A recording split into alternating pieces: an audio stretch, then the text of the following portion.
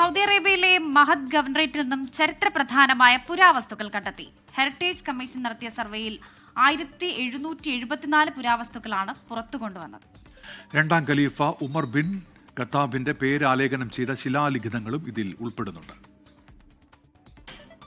സൗദിയിലെ മഹദ് ഗവർണറേറ്റിലെ സുവൈർഖിയ, മുവേഹിയ, ഹാദ എന്നീ പ്രദേശങ്ങൾ കേന്ദ്രീകരിച്ചായിരുന്നു ഹെറിറ്റേജ് കമ്മീഷന്റെ രണ്ടാം ഘട്ട സർവേ. ഇവിടെ നിന്നും 156 പുതിയ പുരാവസ്തു കേന്ദ്രങ്ങൾ കണ്ടെത്തി.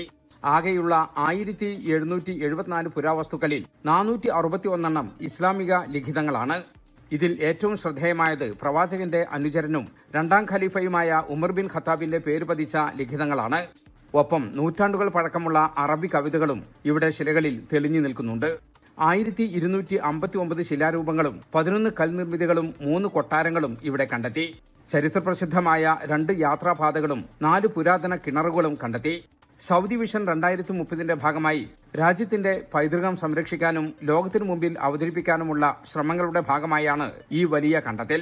മനുഷ്യ സംസ്കാരത്തിന്റെ വികാസം വിളിച്ചോതുന്ന അമൂല്യമായ ഈ നിധികൾ ചരിത്ര ഗവേഷകർക്ക് വലിയ മുതൽക്കൂട്ടാണ്. ജലീൽ കണമകലം, 24 ജിദ്ദ.